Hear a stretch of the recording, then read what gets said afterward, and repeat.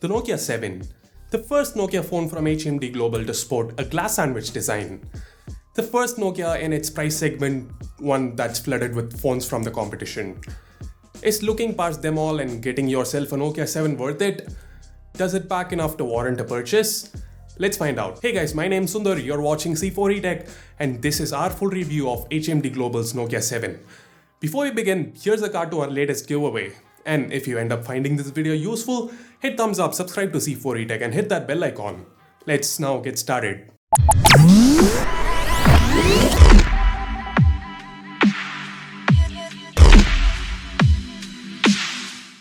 Like I said, this is the first Nokia from HMD Global to sport a glass sandwich design. It kinda reminds me of the Mi 6.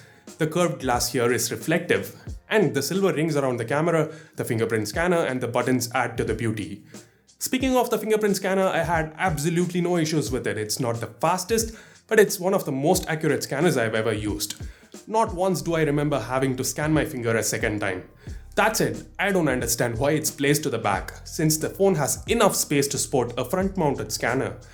And why does it have ample space to the front, you ask? Well, Nokia's gone for the traditional 16:9 panel here. It's a 5.2-inch full HD IPS LCD display, again something that kinda reminds me of the Mi 6. Screen-to-body ratio is approximately 74%, which is very respectable for a phone with a 16:9 display. The quality of the display itself is amazing, great colors and viewing angles. At 424 pixels per inch, the display is reasonably sharp as well. The panel gets super bright. It was a pleasure using this guy outdoors.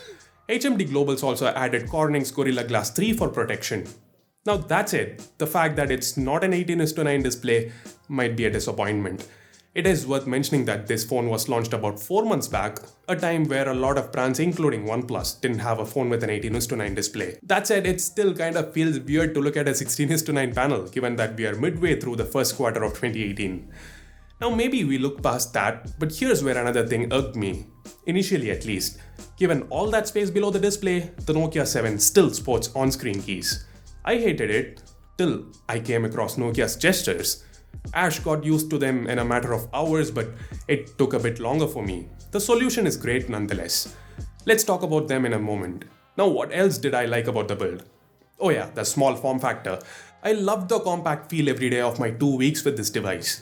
All the buttons are conveniently placed to the right, one of the reasons why in most situations, single-handed usage was a breeze. For more information on the placements, here's a card to our unboxing video, do check it out. Anyway, the glass back means the Nokia 7 looks great, but is a tad slippery. I ended up using it with the included case on all the time.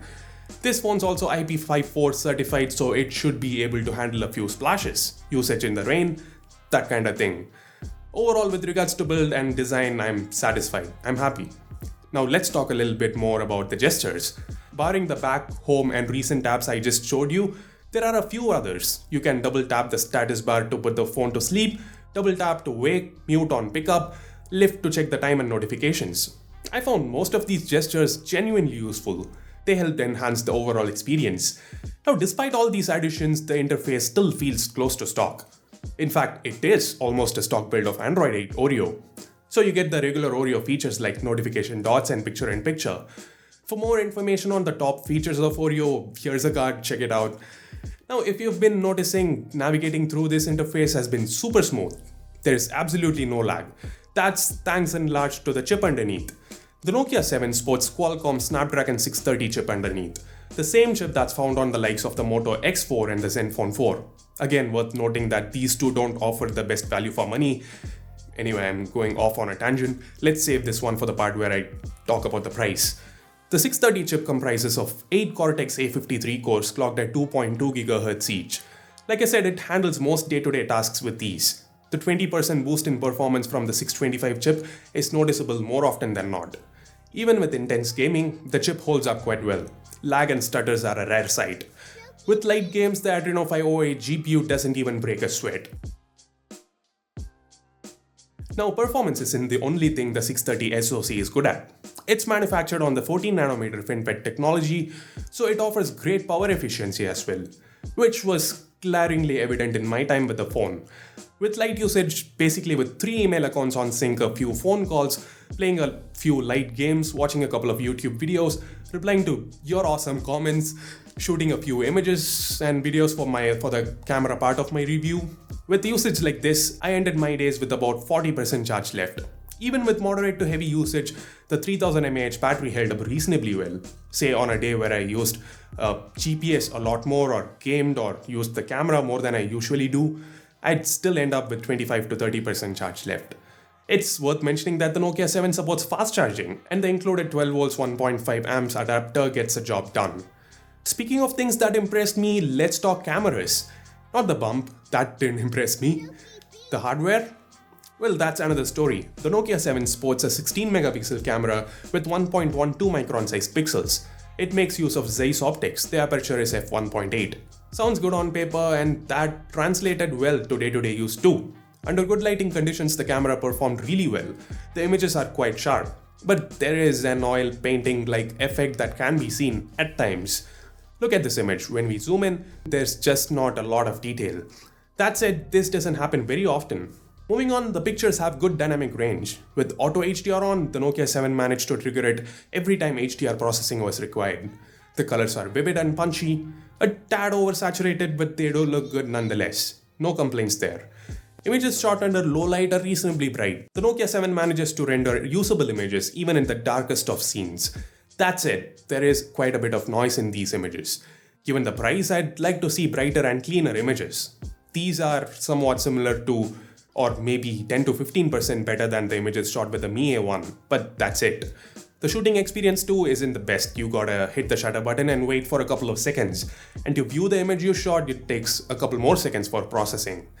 The Nokia 7 can shoot 4K videos at 30 frames per second. The footage is jittery, that's because it's got no sort of stabilization. That said, the quality itself is quite good. The footage is sharp, with great colors and decent dynamic range. And unlike on the Nokia 6, there's no focus hunting issue here. The autofocus works great. Now this part is being recorded via the front-facing camera of the Nokia 7. Now let me know what you think about the quality of the footage itself and how the Ozo audio sounds. The 5 megapixel f2.0 selfie camera has large 1.4 micron size pixels, so even under low light, the selfies turned out decent. Under good lighting conditions, the quality is great. Good detail levels and skin tones. The dynamic range is okay.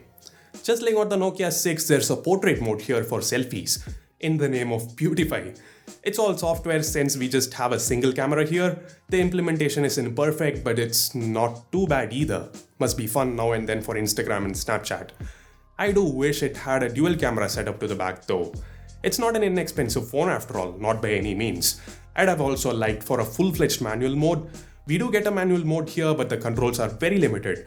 It doesn't let you change the shutter speed or ISO. Even focus controls are limited since there's no slider. Speaking of cons, the loudspeaker failed to impress me. It's not the quality itself, I found that quite good. It's just that the output levels aren't too high. Talking about good quality audio, the 3.5mm headphone jack. Can't complain about its output or cellular reception or call quality either. It was all good. So what else? We have all the basic sensors in place, ambient light sensor, gyroscope and so on. Mentioning this as a pro in reviews is now a thing on C4E Tech. Thank you Samsung. Anyway, coming back, we have all the basic features including NFC. With all of that done and dusted, let's now talk price. The Nokia 7 comes in two variants, one with 4 gigs of RAM that costs 2499 yuan, that's approximately 25,500 rupees or $400 US. And another with 6 gigs of RAM that costs 2699 yuan, that's roughly 27,500 rupees or $425 US. Both have 64 gigs of onboard storage. There is a hybrid slot in case you need additional storage.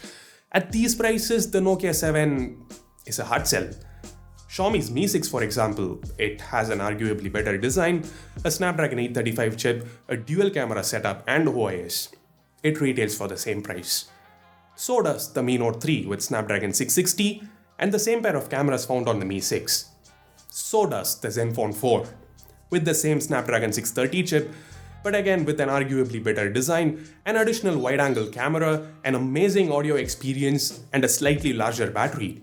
Sure, with the Nokia 7 you get to experience the stock Android interface, but apart from that, and the Nokia branding of course, I don't see why one would prefer this over the competition. Don't get me wrong here, it's not a bad phone. My review is predominantly positive. But it's just that the pricing's way too high for what the Nokia 7 has to offer. Do you agree? What do you feel about the Nokia 7? Do let me know in the comments below. If you hated this video, go ahead, thumbs down. But if you liked it or found it useful, throw a like, share this video on social media, subscribe to C4E Tech, and hit that bell icon to make sure you don't miss any of our future videos. We have a lot of videos in store. So that's it. Thanks a lot for watching. This is Sundar from C4E Tech, leaving for the moment. Have a great day.